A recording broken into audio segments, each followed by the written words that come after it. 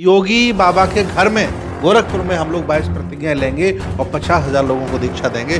देखिए, जो लोग भगवा पर अपना दावा ठोंक रहे हैं, उनके किसी भी धर्म ग्रंथ में भगवा शब्द नहीं लिखा है। ये कलर बौद्ध भिक्षुओं का है, जो जिन्होंने बलात् कब्जा कर लिया है इस कलर पर।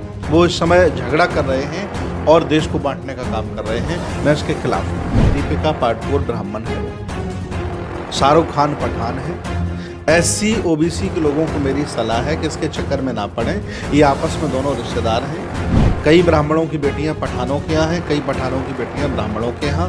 वो अपनी शिक्षा पर ध्यान दें, अपने करियर पर ध्यान दें और किस तरह से सत्ता हासिल की जाए और किस तरह से महापुरुषों की विचारधारा बढ़ाई जाए, इस पर ध्यान दें कि 2025 में RSS भारत को हिंदू राष्ट्र बनाने की फिराक में बराबर धमकियाँ मिलती हैं, रोज़ मिलती हैं। लगभग पर डे 5-6 लोग मुझे धमकी देते हैं।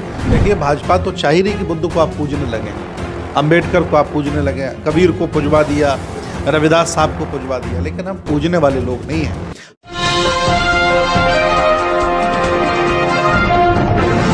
साथियों नमस्कार, मैं हूं नीरज पटेल और आप देख रहे हैं नेशनल जनमत। मेरे साथ बौद्ध भिक्षु सुमित्रा तंथेरा जी हैं। आज उनसे उस मुद्दे पर बात कर रहा हूं जिस मुद्दे पर न वो चाहते हैं न मैं चाहता हूं कि बहुजन समाज बात करे, लेकिन फिर भी अगर किसी मुद्दे को लेकर के तमाम सारे मुद्दे डाइवर्ट करने की कोशिश की जा रही है तो उसकी वास्तविक हकीकत लोगों तक पहुंचना जरूरी है। एक फिल्म में इस कलर को, जो कलर आप पहने हुए हैं, चीवर जो धारण किए हुए हैं, इस रंग को लेकर के विवाद उत्पन्न कर दिया, जबकि रंग किसी धर्म विशेष का, किसी व्यक्ति विशेष का, किसी संगठन विशेष का कैसे हो सकता है। एक्चुअली जो लोग फिल्म को लेकर के रंग का बंटवारा कर रहे हैं, हरा रंग उनका है, भगवा रंग हमारा है, काला रंग उनका है, मैं उनको ये सलाह देना चाहता हूँ कि दुनिया में सभी रंग सबके हैं, किसी का रंग नहीं। और जो रंग बांट रहे हैं वो छोटे लोग हैं, छोटी सोच के लोग हैं, वो देश को बांटना चाहते हैं और आखिर उनकी ये मजबूरी है। वो इसलिए ऐसा कर रहे हैं क्योंकि उनसे ये कराया जाता है, इसलिए कराया जाता है ताकि देश में बंटवारा हो, नफरत फैले और उनका एजेंडा सफल हो जो देश को बांटना चाहते हैं। आप चीवर जो धारण किए हैं ये भी उसी रंग का है, तो ये वाले रंग में और उनके वाले विरोध वाले भगवा में अंतर क्या है। देखिए, जो लोग भगवा पर अपना दावा ठोंक रहे हैं, उनके किसी भी धर्म ग्रंथ में भगवा शब्द नहीं लिखा है। मेरे त्रिपिटक में और धम्म पद में कम से कम हजारों जगह भगवा लिखा है। अच्छा। भग्ग रागो भग्ग दोषो भग्ग मोहो अनाहिता। भगवान बुद्ध ने खुद भगवा शब्द का इस्तेमाल किया, इसका अर्थ ही अलग है। तो ये कलर हमारा है, ये कलर बौद्ध भिक्षुओं का है, जो जिन्होंने बलात् कब्जा कर लिया है इस कलर पर। वो इस समय झगड़ा कर रहे हैं और देश को बांटने का काम कर रहे हैं। मैं इसके खिलाफ हूँ। भगवा का मतलब क्या होता है। भगवा का मतलब है भग्ग रागो भग्ग दोषो। जो व्यक्ति अपने अंदर से दुर्गुणों को निकाल दे, अपने अंदर बुराइयों को निकाल दे, वह जो अच्छा व्यक्ति बन जाता है उसे भगवा कहा गया है। अच्छा जी। और इनने भगवा का मतलब कर दिया है क्रोध करने वाला, नफरत फैलाने वाला, हाथ में तलवार लेकर घूमने वाला। तो ये तो अर्थ का अनर्थ कर दिया है। देखिए, मैं तो सलाह देना चाहता हूँ। दीपिका पादुकोण ब्राह्मण है, शाहरुख खान पठान है। SC OBC के लोगों को मेरी सलाह है कि इसके चक्कर में ना पड़ें। ये आपस में दोनों रिश्तेदार हैं। कई ब्राह्मणों की बेटियां पठानों के यहाँ हैं, कई पठानों की बेटियां ब्राह्मणों के यहाँ। वो अपनी शिक्षा पर ध्यान दें, अपने करियर पर ध्यान दें और किस तरह से सत्ता हासिल की जाए और किस तरह से महापुरुषों की विचारधारा बढ़ाई जाए, इस पर ध्यान दें। इस पर ध्यान देने की कोई ज़रूरत नहीं, मैं तो बार बार कह रहा हूँ। मतलब जो पसमानदा और पिछड़ा मुस्लिम है उसके भी मुद्दे डाइवर्ट करने की कोशिश है। पसमानदा मुसलमानों का भी कोई लेना देना इससे नहीं है। हाँ, उनको भी बेचारों को छोटा और असहाय कमज़ोर माना जाता है। जो लोग, जो ब्राह्मणवाद में जो बड़े मुसलमान हैं, जो अपने आप को पठान कहते हैं या और कुछ कहते हैं, जो ठाकुर ब्राह्मण वाले हैं, वो लोग इनसे भी बहुत नफरत करते हैं, जैसा कि मैंने देखा है। जी। जब बकरी या बकरे की बात आती है तो वो अलग धर्म की हो जाती है, गाय की बात आती है तो अलग धर्म की बात आ जाती है। तो आपके धर्म को, बौद्ध धर्म को भी कुछ जानवर दिया गया है क्या। देखिए, जानवर होता है, हरा रंग उनका है, भगवा रंग इनका है, ये सब पागलपन की बातें हैं। मैं तो इन्हीं से कह रहा हूँ कि हम बौद्ध धर्म वाले लोग हैं, हमको भी कोई एक जानवर दे दो। भाई, गाय भी आपने ले ली, बकरा किसी ने ले लिया, कुत्ता किसी ने ले लिया, हमें भी कोई जानवर दे दो। ये सब नफरत फैलाने वाले लोग हैं, ये देश को बांटना चाहते हैं, ये धर्मनिरपेक्ष भारत के खिलाफ हैं और ये देश को बर्बाद करना चाहते हैं। ये एक्चुअली मुद्दे इसलिए नीरज भाई पटेल जी उठाए जा रहे हैं आजकल। कोई व्यवसाय पर चर्चा ना करे, कोई कह सकते हैं कि रोजगार पर चर्चा ना करे, कोई बढ़ती महंगाई पर चर्चा ना करे, ये नहीं करना चाहिए। चीन का मामला उसी बीच में आया। हाँ हाँ, ये चीन का जो मुद्दा है, चीन की लड़ाई, चीन ने कब्जा भारत पर कर लिया है, ये इसलिए ये मुद्दे उठा रहे हैं ताकि कोई चीन की चर्चा ना करे, बेरोजगारी की चर्चा ना करे, महंगाई की चर्चा ना करे, जीडीपी गिर गई इसकी चर्चा ना करे। इसलिए जानबूझकर ये कमजोर लोग, असहाय लोग जो भारत को लूटना चाहते हैं, मुद्दे उठा रहे हैं। एक ही आपने लखनऊ में बहुत बड़ा कार्यक्रम किया था, हजारों लोग जुटे थे, उसमें 22 प्रतिज्ञाएं दोहराई गई थीं। सूचना आ रही है कि फिर ऐसे ही कार्यक्रम आप मेरठ में, पश्चिम उत्तर प्रदेश में करना चाहते हैं। देखिए, भारत के जितने भी हक वंचित, असहाय, कमजोर लोग हैं जो बुद्ध, पेरियार, फुले, साहू, अंबेडकर की विचारधारा से संबंध रखते हैं, हम सब लोगों ने सामूहिक निर्णय लिया है कि 2025 में आरएसएस भारत को हिंदू राष्ट्र बनाने की फिराक में है। और हिंदू राष्ट्र बना करके, चूंकि एक राजा बनाना पड़ेगा उन्हें, संविधान खत्म कर देंगे वो लोग, मनुस्मृति लागू करना चाहते हैं, तो ये बात देश भारत का बहुजन, असहाय, कमजोर जो संविधान की बदौलत आज जिंदा है, चल रहा है, बोल रहा है, वो समझ गया है। तो हम सभी लोगों ने सामूहिक निर्णय लिया है कि 2025 तक हम लोग 25 करोड़ लोगों को भारत में बौद्ध बना देंगे, अंबेडकरवादी बना देंगे, मानवतावादी बना देंगे, विचारवान बना देंगे, तर्कशील बना देंगे। तो इनका जो सपना है वो मुंगेरी लाल के हसीन सपने रह जाएगा और भारत को हम बचा लेंगे। इसलिए हम पूरे भारत में जगह जगह कार्यक्रम कर रहे हैं। अभी मेरठ में हमारा 5 मार्च को कार्यक्रम लगा है। तारीख तय आपको, हाँ, तारीख तय, आपको मैं निमंत्रण दे रहा हूं और आपके माध्यम से सभी लोगों को निमंत्रण दे रहा हूं जो संविधान बचाना चाहते हैं, जो बाबा साहब का आंदोलन, बुद्ध का आंदोलन बचाना चाहते हैं, उन सभी को आमंत्रित कर रहा हूं। तन मन धन से सहयोग करें और कार्यक्रम में आए। इसके बाद हम लोग बांदा, बुंदेलखंड जा रहे हैं। इसके बाद पूर्वांचल योगी बाबा के घर में गोरखपुर में हम लोग 22 प्रतिज्ञाएं लेंगे और 50,000 लोगों को दीक्षा देंगे। ये कार्यक्रम सब तय हो गए। इस माहौल में आप ठोक करके कह देते हैं कि हम 25 करोड़ लोगों को बनाएंगे, योगी बाबा के गढ़ में जा रहे हैं, अंदर से कुछ ये लगता नहीं है, कोई भय कि सरकार इतनी क्रूर तरीके से लोगों को दमन करती है, बोलने वालों की आवाज़ दबाती है? जी, क्यों आपको? देखिए, ये लोग खुद डरपोक हैं। ये लोग खुद डरपोक हैं। एक्चुअली इनके पास कोई पावर नहीं है। पावर हमारे हक वंचित, असहाय, कमजोर लोगों का है।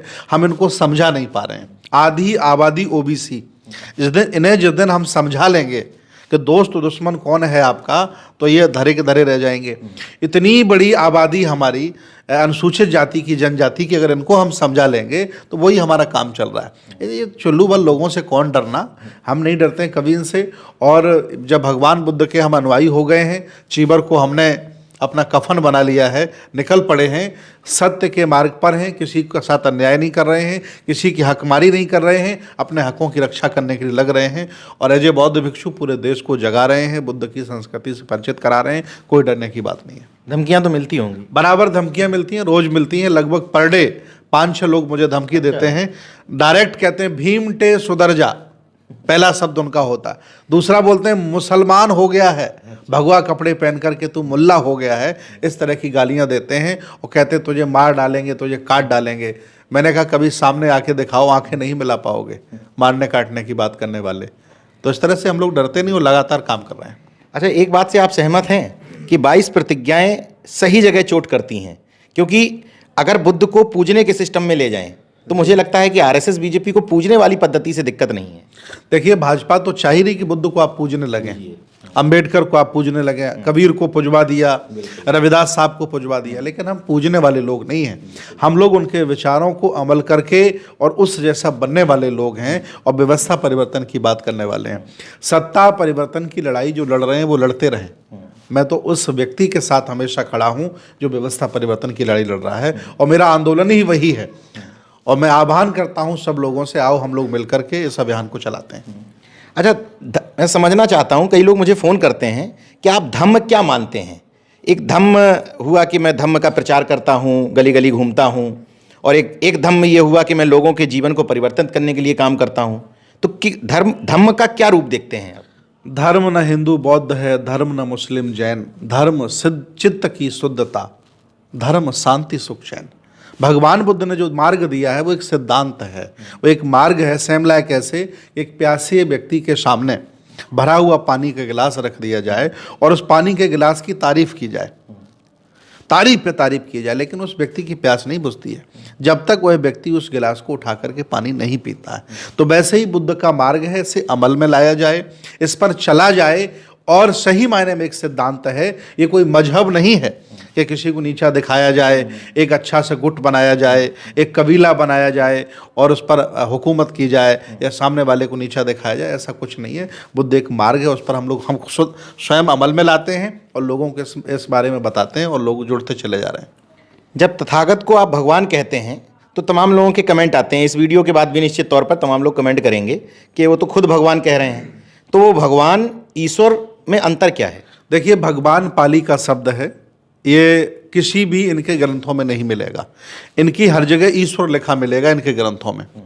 ईश्वर इनका होता है सर्वव्यापी, दुनिया को रचने वाला। और भगवान शब्द का अर्थ है भग्ग रागो भग्ग दोषो भग्ग मोहो अनाहिता। जो व्यक्ति अपने जीवन से काम क्रोध मोह लोभ को निकाल देता है वह भगवान बन जाता है। ऐसा ये शब्द पाली का है। हमारे शब्द को चुरा लिया इन्होंने। भगवान राम, भगवान परशुराम, भगवान कृष्ण, ये खुद चोर हैं। इन्होंने हमारे पाली के शब्द को चुराया है। ओरिजिनल ये पाली भाषा का शब्द है, इसका हम इस्तेमाल करते हैं। मतलब तथागत को आप ये नहीं मानते, कोई अवतारी पुरुष नहीं मानते हैं, ये मानते हैं कि जन्म लिया और अच्छे कर्मों के आधार पर वो भगवान। जी जी, देखिए दुनिया में दो तरह के लोग। एक वो मानते दुनिया किसी ने बनाई है, वो ईश्वरवादी लोग हैं। उनमें मुसलमान भी बहुत शामिल हैं, तमाम और लोग शामिल हैं। कुछ लोग ऐसे हैं जो विज्ञानवादी तर्कवादी हैं, जो बुद्धिज्म को समझ पाए हैं। वो ये मानते हैं ये दुनिया किसी ने बनाई नहीं है, बल्कि इसका धीरे धीरे विकास हुआ है। मैं उसी परिपाटी का बौद्ध भिक्षु हूँ। मैं ये मानता ही नहीं दुनिया किसी ने बनाई है, इसका धीरे धीरे विकास हुआ है और उसी विकास की कड़ी में आज हम लोग हैं। आपका जो लखनऊ में कार्यक्रम हुआ था उसमें एक बात देखी गई थी कि एससी वर्ग के साथ साथ माइनॉरिटी के लोग भी थे और ओबीसी वर्ग भी ठीक ठाक संख्या में था। तो क्या ये धारणा टूट रही है आपके तमाम ये इस तरह के कामों से कि ओबीसी केवल काबर्ड हो रहा है? अब ऐसा दिखता है कि ओबीसी भी मिशन के साथ पूरी शिद्दत के साथ लगा है। देखिए, ओबीसी की संख्या ज़्यादा है तो वो जिस काम को करते हैं उसको बेहतर तरीके से करते हैं, चाहे वो कांवड़ ढोने का काम करते हों और चाहे वो मंदिर बनाने का काम करते हो। हाँ, अब जब यहाँ आएंगे तो यहाँ भी संख्या में ज़्यादा आएंगे, तो जाहिर सी बात है कि उनके बीच में कभी काम नहीं हुआ, कभी कोई गया नहीं। अब हम लोग जा रहे हैं और लगातार ऐसी कोई ओबीसी की जाति नहीं जिनको हमने टच नहीं किया है, जिनका इतिहास नहीं लिखा गया है, जिनका इतिहास उन तक पहुंचाया नहीं गया है। आज परिणाम ये है कि जहां भीड़ 1000 की इकट्ठी होती है वहां आधे से ज़्यादा ओबीसी इकट्ठा होता है। हमारे जो रिजर्व कैटेगरी के भाई बंधु हैं, जो शेड्यूल कास्ट के लोग कहे जाते हैं, एससी के लोग कहे जाते हैं, उनका तो दिल बड़ा हो जाना चाहिए, सीना चौड़ा हो जाना चाहिए कि कांवड़ ढोने वाले लोग आपके साथ लग करके बाबा साहब का मिशन मूवमेंट चलाने जा रहे हैं। और मैं सभी को आह्वान कर रहा हूँ, भगवान बुद्ध का धम्म किसी एक व्यक्ति का नहीं है, किसी एक जाति का नहीं, सबको बुला रहा हूँ। और मैं बता दूं नीरज भाई पटेल, आज एक बात, व्यक्ति बड़ा नहीं होता है और न संगठन बड़ा होता है, विचारधारा बड़ी होती है। इसलिए मैं सबसे कहूँगा कि अपना व्यक्तिगत घमंड त्याग कर, संगठन का घमंड त्याग कर बुद्ध की विचारधारा के लिए काम करिए, तो हम देश को बौद्ध में बना लेंगे और हमारा शासक भी बन सकता है। भंते जी ने जो निवेदन किया है उस निवेदन को मैं आगे बढ़ा देता हूँ कि दरअसल ये रंग का जो मुद्दा है ये ओबीसी एससी वर्ग के लोगों का यानी कि वंचित तबके का मुद्दा है ही नहीं। इस पछड़े में मत पड़िए, अपने मुद्दों को उठाइए, उन पर लड़िए। 5 मार्च को कार्यक्रम की घोषणा कर चुके हैं मेरठ में। जिन लोगों को लगता है कि ये तमाम आंदोलन बेहतर दिशा में जा रहे हैं, बेहतर समाज निर्माण कर सकते हैं, बेहतर देश और राष्ट्र का निर्माण कर सकते हैं, वो इनके कार्यक्रम में जरूर शामिल हों। देखते रहिए नेशन जनमत, जागरूक और सजग बने रहिए। जय विज्ञान, जय संविधान, नमो बुद्धाय। धन्यवाद।